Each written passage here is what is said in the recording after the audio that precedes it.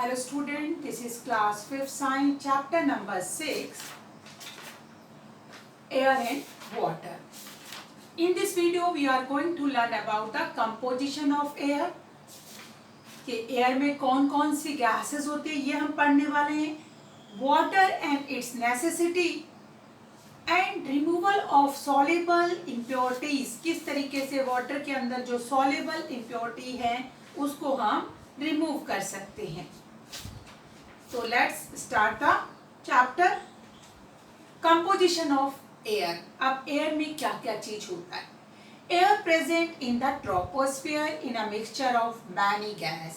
Air जो है बहुत सारी एटमॉस्फेयर की लेयर है, उसी में एक लेयर है ट्रोपोस्फेयर और उसमें एयर प्रेजेंट होती है. एयर जो है वो मिक्सचर है बहुत सारी गैसेस का. Mainly air contain nitrogen, oxygen, carbon dioxide, water vapors and other gases like neon, argon, helium, ozone, hydrogen, etc. Air में कौन कौन सी गैसेस हैं? नाइट्रोजन है, ऑक्सीजन है, कार्बन डाइऑक्साइड है, कुछ वाटर वेपर्स भी होते हैं, मतलब पानी की जो वेपर्स हैं वो भी उस पे होते हैं. इसके साथ साथ बहुत कुछ और गैसेस होती हैं. अदर गैसेस में उसमें हम argon, neon, helium, hydrogen, ozone ये गैसेस भी प्रेजेंट होती है, लेकिन ये गैसेस बहुत कम अमाउंट में प्रेजेंट होती है. ऑल दिस एलिमेंट और gases of air are of great importance for living beings and vegetation.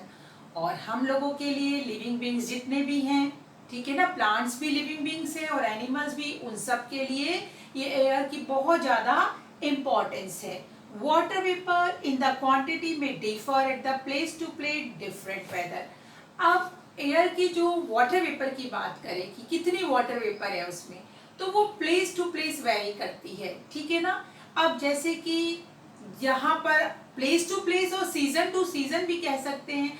जिस समय आप कह सकते हो रेनी सीजन होता है तो उस समय क्या होता है, मॉइस्चर ज्यादा होता है, वाटर में वेपर्स ज्यादा रहती हैं, ठीक है.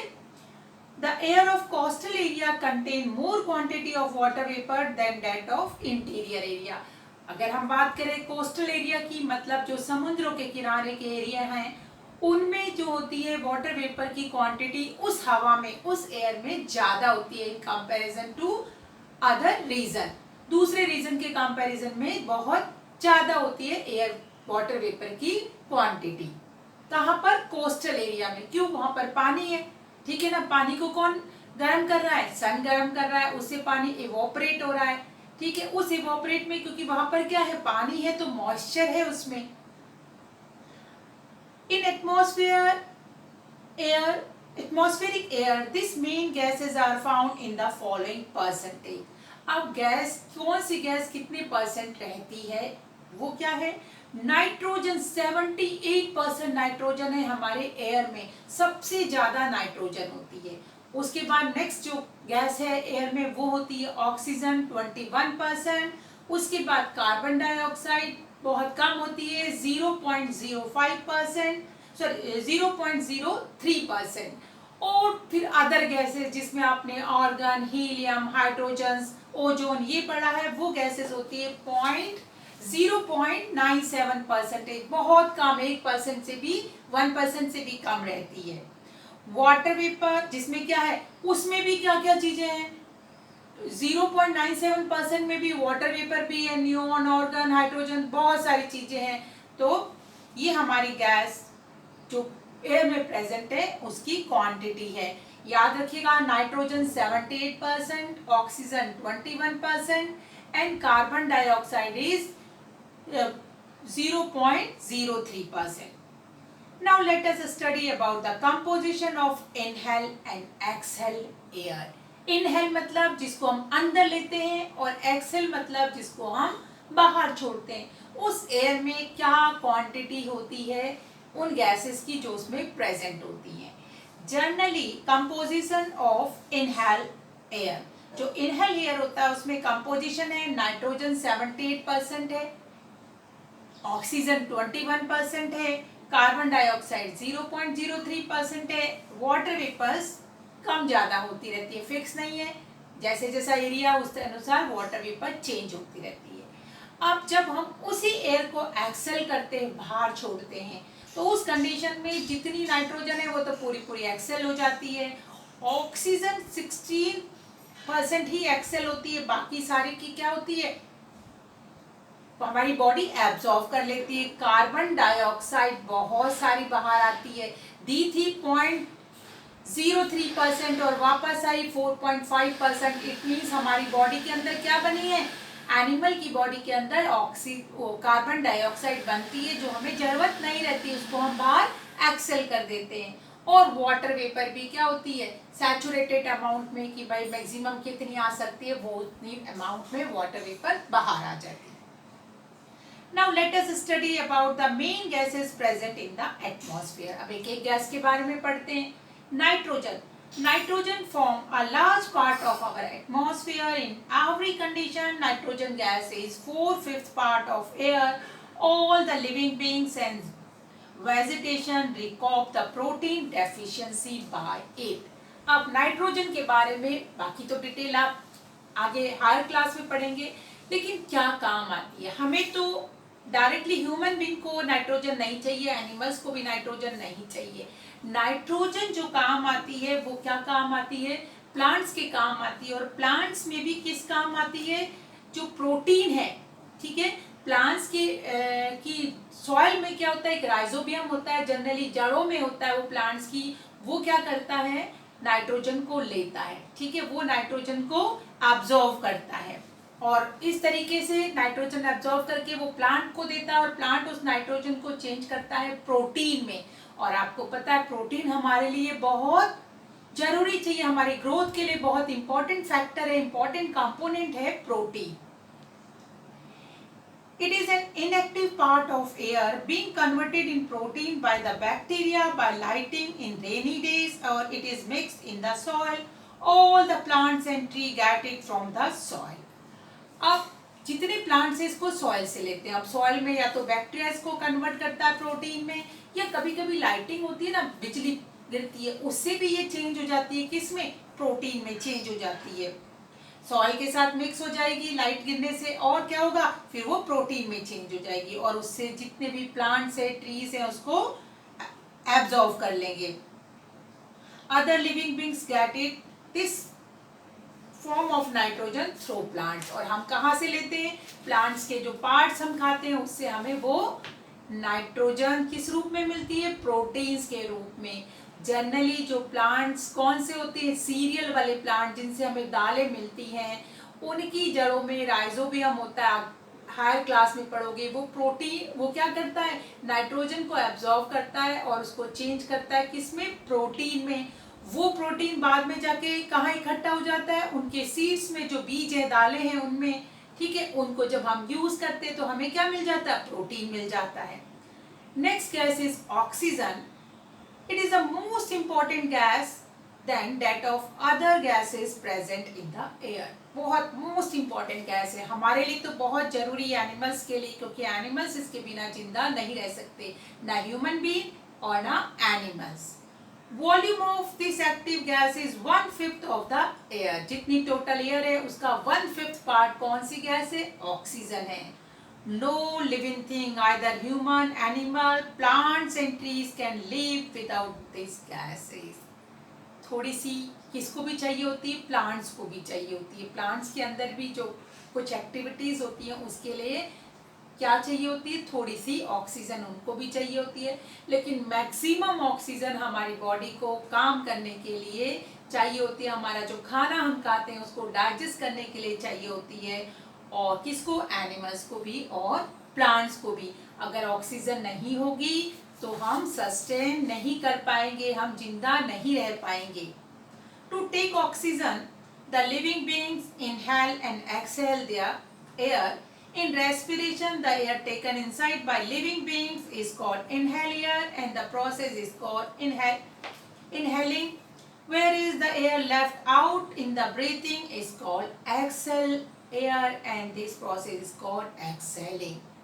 सांस ले रहे हैं हम, हवा को अंदर ले रहे हैं, ब्रीथ करके अंदर ब्रीथ इन कर रहे हैं, तो हम क्या कर रहे हैं, हम जो कर रहे हैं इनहेलिंग एयर, हवा को अंदर ले रहे हैं, ठीक है ना, और जिसमें भी हमें क्या लेना है, ऑक्सीजन चाहिए हमारी बॉडी को। और एक्सहेल मतलब हम हवा को बाहर फेंक रहे हैं, ब्रीथ आउट प्रोसेस हो गया। The air taken inside inhaling contain large quantity of oxygen, whereas the air left out in exhaling contain less oxygen and more carbon dioxide। हमने पिछले अभी जस्ट देखा था कि जब हम एक्सेल करते हैं तो उसमें कार्बन डाइऑक्साइड की जो क्वांटिटी है वो ज़्यादा है, ऑक्सीजन कम हो जाती है। जब हम इनहेल कर रहे होते हैं तो ऑक्सीजन बहुत ज़्यादा अमाउंट में इनहेल करते हैं और कार्बन डाइऑक्साइड बहुत कम अमाउंट में रहती है। Oxygen is not used in breathing only, it is also used to burning the things. Fire cannot be take place in absence of oxygen। अब ऑक्सीजन हम ब्रीथ करते हैं, वो हमारे फूड के डाइजेशन में काम तो करती है, इसके साथ साथ और काम भी करती है। ऑक्सीजन हेल्प करती है बर्निंग में। अगर हम आग जला रहे हैं, ठीक है, और हमारे पास ऑक्सीजन नहीं है तो आग नहीं जलेगी, ठीक है, ये बात हमेशा याद रखना। तो ऑक्सीजन किस में हेल्प करती है, बर्निंग में, और ऑक्सीजन के एब्सेंस में बर्निंग नहीं हो सकती है। कार्बन डाइऑक्साइड, और आपका एक एग्जांपल से आप देख सकते हो, अगर हम क्या करें, एक मोमबत्ती जलाएं, कैंडल को हम जलाएं और उसके ऊपर क्या कर दें, एक ग्लास रख दें, कांच का एक ग्लास रख दीजिए, थोड़ी देर तो वो जलेगी, क्योंकि वहाँ क्या है, थोड़ी सी जो ऑक्सीजन थी वो उसकी वजह से वो जल रही है। जब वो ऑक्सीजन खत्म हो जाएगी तो थोड़ी देर में क्या होगा, वो कैंडल जो है खुद ब खुद बुझ जाएगी। तो इससे पता चलता है कि हमें आग जलाने के लिए क्या चाहिए होता है, ऑक्सीजन जरूरी चाहिए होती है। Carbon dioxide, atmosphere contain very less carbon dioxide, it is only 0.03% in the air। all the living beings inhale oxygen and exhale carbon dioxide। अब आपने देखा कि बहुत कम अमाउंट में क्या है, कार्बन डाइऑक्साइड 0.03% है। हम लोग ऑक्सीजन एक्सहेल कर रहे हैं, इनहेल कर रहे हैं, और कार्बन डाइऑक्साइड को एक्सहेल कर रहे हैं, बाहर छोड़ते हैं ह्यूमन बीइंग्स और एनिमल्स। बट प्लांट्स जो है, green plant in the presence of sunlight absorb carbon dioxide from the air and make their food। in this process plant make oxygen and exhale it in the atmosphere। this is very process keep oxygen and carbon dioxide balance in nature। अब जो हमने carbon dioxide animals ने क्या की थी, Excel की थी, ज्यादा अमाउंट में थी, उसको यूज कर लिया प्लांट्स ने। आपने पढ़ा है ग्रीन प्लांट्स को खाना बनाने के लिए क्या क्या चीज चाहिए, sunlight, chlorophyll, chlorophyll green colour था जो उनके पास था, सनलाइट उनको सन से मिल गई, साथ साथ उन्हें चाहिए थी कार्बन डाइऑक्साइड और वाटर। ये चार चीज जो है कंपलसरी चाहिए होते हैं ग्रीन प्लांट को खाना बनाने के लिए। तो जैसे ही उनको कार्बन डाइऑक्साइड मिली, उन्होंने खाना बनाया और क्या किया, एक्सहेल कर दिया, क्या चीज, ऑक्सीजन बाहर फेंक देता है ग्रीन प्लांट। इस तरीके से हम कार्बन डाइऑक्साइड ग्रीन प्लांट को दे रहे हैं और ग्रीन प्लांट ऑक्सीजन हमें दे रहा है, और इस तरीके से जो साइकिल है कार्बन डाइऑक्साइड और ऑक्सीजन की वो बैलेंस रहती है। लेकिन यदि हम पेड़ों को काट डालेंगे, सारे पेड़ खत्म कर देंगे, तो ऑक्सीजन क्या होने लगेगी, कम होने लगेगी, और किसकी वो बढ़ जाएगी क्वांटिटी, कार्बन डाइऑक्साइड की, क्योंकि हम तो जो एनिमल्स और ह्यूमन बीइंग तो एक्सेल कर ही रहा है कार्बन डाइऑक्साइड, और प्लांट्स कम हो गए तो वो सारे की सारी क्या करेंगे, नहीं ले पाएंगे, और जब वो नहीं लेंगे तो ऑक्सीजन भी नहीं बढ़ेगी, तो बाहर क्या हो जाएगा, कार्बन डाइऑक्साइड बढ़ जाएगी और ऑक्सीजन कम हो जाएगी। और जैसे ही ऑक्सीजन कम होगी हमारी लाइफ भी क्या होने लगेगी, हमें भी बहुत मुश्किल होगी जिंदा रहने के लिए। तो बहुत जरूरी है, इसलिए हम लोग क्या करें, ज्यादा से ज्यादा क्या करें, पेड़ लगाएं। हम क्या करें, अफॉरेस्टेशन करें, ज्यादा से ज्यादा पेड़ लगाएं। इसलिए कोशिश करनी चाहिए हर एक व्यक्ति को कि वो क्या करे, कम से कम एक पेड़ जरूर लगाए। Other gases, except the above mentioned gases, atmosphere has some other gases such as water vapor, argon, neon, etc. These are only 0.97% in our atmosphere. Along with this, air also contain dust, smoke, bacteria, virus, pollen grain. The quantity of this element keep on changing from time to time. अब आपको पता है oxygen में gases के other gases भी बहुत थोड़ी amount में है. इसके अलावा जो एयर है उसमें क्या क्या चीज होता है, डस्ट है, ठीक है ना, स्मोक है, धुआं जो है वो उसमें रहता है, साथ साथ क्या रहता है, वायरस, बैक्टीरिया, ये भी हवा में रहते हैं, और साथ साथ पोलन ग्रेन, जो पोलन होता है पेड़ों के जो फूल होते हैं उसके अंदर क्या होता है, पाउडरी टाइप का पोलन बोलते हैं उसको, ठीक है ना, पाउडर जैसा होता है वो पोलन कहलाता है, वो भी क्या रहता है, हवा में उड़ता रहता है. तो इस तरीके से ये चीजें भी एयर में रहती हैं. और उसकी क्या है, ये सारी चीजें कम ज्यादा, जहाँ पॉल्यूशन ज्यादा रहेगा वहां पर डस्ट और स्मोक, फैक्ट्रियां ज्यादा है तो वहां डस्ट और स्मोक ज्यादा रहेगा, जहां पर कम है, पेड़ ज्यादा है, वहां ये चीज कम रहेगी. तो ये अमाउंट जो है वॉट पोलन ग्रेन की, डस्ट की, बैक्टीरिया की, वायरस की, ये क्या होती है, स्मोक की, ये जो है वो टाइम टाइम पे चेंज होती रहती है. वाटर एंड इट्स नेसेसिटी, पानी और उसकी आवश्यकता. हमें पता है वाटर भी हमारे लिए बहुत ज्यादा इंपॉर्टेंट है. Water like the air is very necessary for life on the earth. अब अर्थ में लाइफ है तो किन वजह से, एक तो वाटर है अर्थ में और दूसरा एयर में, एयर है और जिसमें ऑक्सीजन है. इस दो कारणों से ही लाइफ पॉसिबल है अर्थ में.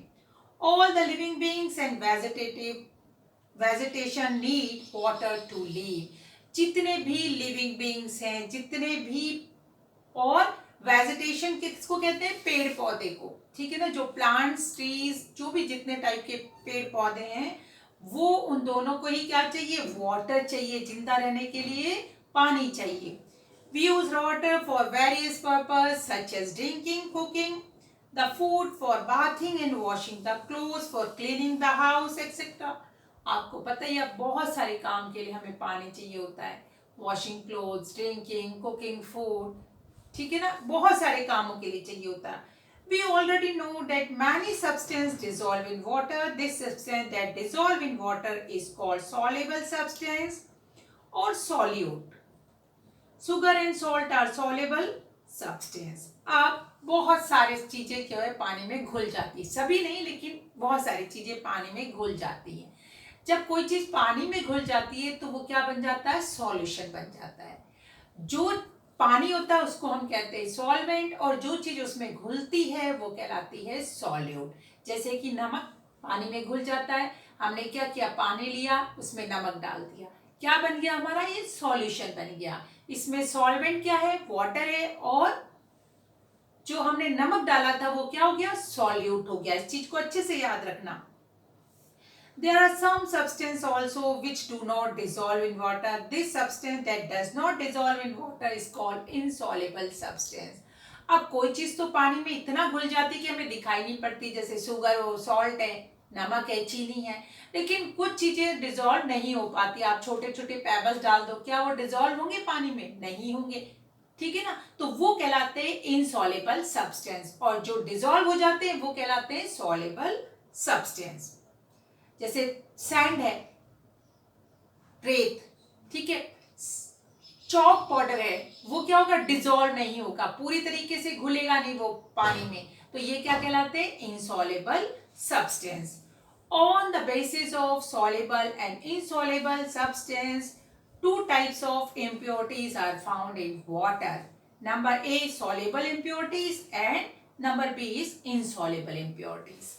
अब जो पानी हम लोग यूज करते हैं उसमें, क्योंकि सब्सटेंस दो तरीके के हैं, सॉल्युबल एंड इनसॉल्युबल, तो दो तरीके की इम्प्योरिटीज जो हैं पानी में मिलती हैं. एक तो सॉल्युबल जो हमें दिखाई भी नहीं पड़ती है और क्या हो जाती है, पानी के अंदर रहती है, और दूसरी क्या है, इनसॉल्युबल इम्प्योरिटीज जो हम देख सकते हैं, ठीक है. आप नेक्स्ट वीडियो में हम पढ़ेंगे कि किस तरीके से हम रिमूव कर सकते हैं सॉल्युबल इम्प्योरिटीज वाटर से. इनसॉल्युबल भी और सॉल्युबल इम्प्योरिटीज को वाटर से कैसे हम रिमूव कर सकते हैं. तो student, this is the end of this video. Have a nice day. Good bye.